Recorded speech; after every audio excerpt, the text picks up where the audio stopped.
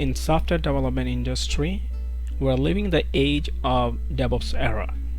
Whether you are a developer or automation engineer, you have to know very well CI/CD process.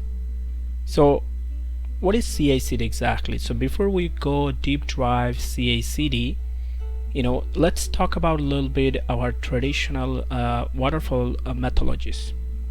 So what's really happened in a waterfall methodology? So in a waterfall methodologies, when you have a project to build the project and deliver to the client, it's like it took a number of months, maybe 6 months, maybe it's 8 months, or maybe in a year to build the code, right? And after that, that's another month or a couple of months just for test. So in waterfall model, the client have to wait for probably up to a year to see the actual project, to see the actual their delivered. So this makes a really big distance and a gap between the client and your company, right? So which is not really good business process. And so minimize the gap between your end client. We introduce a new development framework which is called Agile. So in Agile, it's minimize the the deployment gap between for your client, so your client can see the deployment to see the product very frequently, not all the project at a time, but within a couple of weeks there is a little bit piece of your project, and they can see the project and they can give you some feedback, right? So that's which is better format of business policy. It makes the client makes us happy, and you can see the continuously feedback from the client. So now let's go back to the CI/CD concept. So what is CI/CD? So CI/CD is abbreviated for continuous integration and continuous delivery or continuous deployment. Both of these processes are part of a developing software through an Agile methodology, which is one of the popular software development life cycle methodologies in the industry. While working on Agile, we're bound to push the newer changes or newer code very frequently within probably a week, or in a couple of weeks. It depends on your sprint. And within a very every code push code, every time we push the code, a chain or process has to be triggered to check the consistency and quality of our code. And with all this process, we call continuous integration. So what's really happened in CI/CD or in the concept? So here, assume that this is your code, right?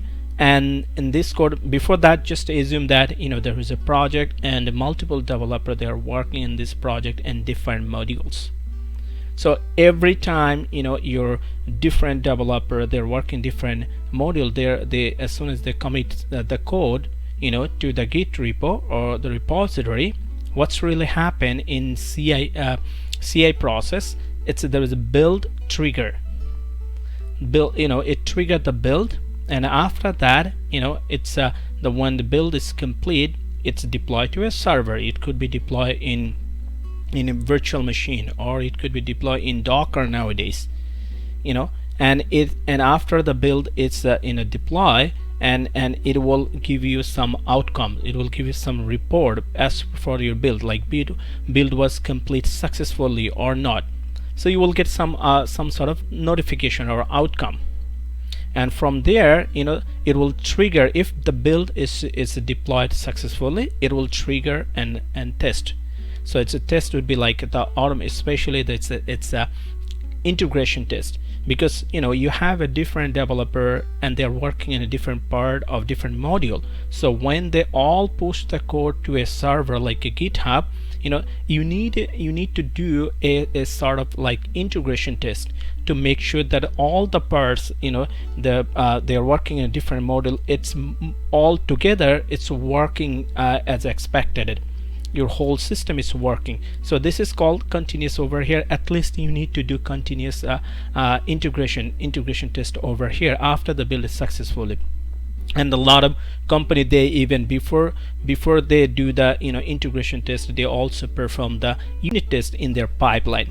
So whether you do the unit test or not over here, but definitely each and every developer, they before they commit their code, after write their code, they do their own unit test to confirm that the code is working as per the functionality, as per the business logic, right? So the unit test could be before, or unit test could be over here part of the CI pipeline or CI process. So your test would be over here, but definitely you should have at least the integration test over here to make sure all the different parts or module of the system, it's all together, it's working as it's supposed to be. And then after the integration test is done, there will be some outcome or result. If so based on this result, the automation team or the development team, they will have some, they will analyze the outcome. If it's a fail, something happens, so that they can work on the fail. But if it's a pass, if it is pass, it will move to the release process or delivery process. So up until the test, this is the up until the testing phase, this is called continuous integration. So it means you're continuously, your committed change, it will, as soon as you commit the change or code, it could be at the end of every day, or it could be once a week. All the developers, they will commit their changes, their code, and as soon as they commit the change, it will build the trigger, and that if the build got successfully deploy, it will run the test, integration test at least, and if the test is passed, then it will start to the release, and the release means it will start to the deliver. So a lot of company over here, so CD is, which is called continuous delivery or deployment, started from over here, deliver, build to environment. So it means a lot of company, they only do the continuous delivery, not the deployment right away. Continuous delivery, it means it will be released to the different environment. It could be released to the staging environment, QA staging environment, or it could be released to the another mock server. It could be, it's called like release candidate server, right? RC environment, so that your the client, they can also check up there. They can also play with the outcome, with the application, with the new changes, and then they can give you the feedback, or you can perform some UAT test, right? And also if you deploy, if you delivery the new code, new changes to the staging environment, your QA can run another sort of testing over there before it goes to the production. So this is when it's delivered to different environment, not to the production, that's called continuous delivery. But from there, after it's delivered to the different environment, and from there, if you see this, everything looks good, and then if you push the code to the production, which is called deployment. So a lot of company, they do everything at a one shot. Like over here, deliver, instead of delivering in other environment, they deliver to the directly to the production, since there is a number of test cases, tests been completed before it comes to the delivery pipeline. Like there's the unit test, the integration test. So especially the big company like Facebook, they push directly to the production right away. As soon as they commit the code, it's build, test, and if it's a pass, it have to, your next step will be trigger. The condition is previous steps have to be passed. If it doesn't pass, the pipeline will be stop up there. So this is, so when it's passed, it means that you have a confidence, and this process is continuously going on, and they deploy the code with a confidence. So again, like up until over here, delivering build to different environment, this is called delivery, continuous delivery, and it is happen as soon as you commit the code. But continuous deployment, which is deploying the code to the production, it depends on the company's policy. Some company, a lot of companies, they don't do the directly deployment to the production. Before that, they deliver or release the code to the different environment, like so that the client, they can check, they can also do some UAT test, and QA can also do another layer of testing, like in staging environment. And if everything looks good, then they push the code to the production. So this is the all the very high level scenarios about the CI/CD pipeline, or you can say continuous integration or continuous delivery or deployment. Now let's talk about what is the benefits of CI/CD. There's a number of tons of benefits. Here is a few of them I highlighted over here. Time saver.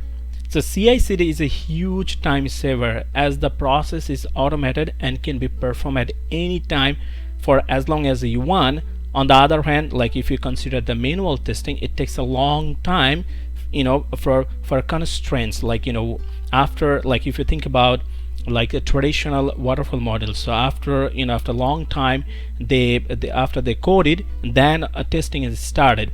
And in testing, you need number of days, because mostly it's the manual testing happen through the manual process.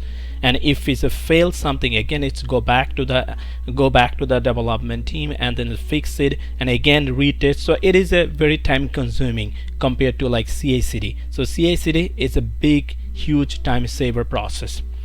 And then number two is a cost saver. So CI/CD pipeline cuts down the manual effort and can be implemented at any odd hours, since automation often incurs in one-time cost. So at the beginning of the development, automation definitely will take a lot of effort and some cost too. But in the long run, CI/CD is really save tons of money for the company, and also makes a very automated process, save the time. Improve code quality. That's another big advantage of CI/CD. So CI/CD involves regular the regular check, because every step of the pipeline, CI/CD pipeline, it check the code, even though it's no matter what, how big the code, how small the code. So if for every piece of code, it goes to some number of tests and number of checks. So that's why the code is you can say error free at every stage. These regular checks contribute to the quality of the code and make it extremely good. This is in contrast or compared to manual testing, where sometimes a smaller change can be skipped. Pursuing the code would be the error free. It increased efficiency. Without a CI/CD pipeline, the smaller errors that do not have a significant impact on the quality of the code after often ignored until it's piled up, which is very common scenario in a manual testing process. If there's a little bit of small things happen, like we ignored it, but this little is the issues can be piled up, and it will turn to the big impact, big bug, the big faulty or severe big severity issues can be raised. So so when the time comes to rectify those kind of errors, they often take a lot of time and decrease the productivity of different in different teams. So with a CI/CD pipeline, these errors are rectified as soon as they occur, because it's every piece of code is going through a number of test phase, right? So even though it's a little issues happen, your next step of the pipeline will be stopped. So you will get an alert, you will get a report for testing, for building, right? So you will get a report, and based on the report, you can fix it right away, even these small issues, right? So this takes a very less time, and QA and the developer teams can focus on other respective responsibilities. And the lastly but not the least is improved management, because the CI/CD process returns a report in each phase of the build, test and deploy section. these reports are common and can be viewed by every team for a better understanding of errors and share their common views. This keeps the overall process transparent and up to date in the software development life cycle, right? So every company, like, you know, with all the different pipeline, especially in a testing, you know, the testing pipeline, you know, they integrate the report, you know, when the reports came up, they integrate the report with the Slack example. So, you know, when the testing is done, that report pushed to the Slack, and all the people in the Slack in that group, they will able to see the what's the report is saying. So it is automatically, you know, updating everybody, like the developer QA, especially developer QA, like if there is a, you know, issue is found in the report, right? So we're everybody's all the same page, and if there is something trigger, right away they can analyze the report and they can fix it. So those are the, you know, few I would say that the benefits of the CI/CD, and that's why CI/CD is very popular, and it's a heart of the DevOps the process. Okay, so that's all for today. Thanks a lot. Have a good one. Bye bye.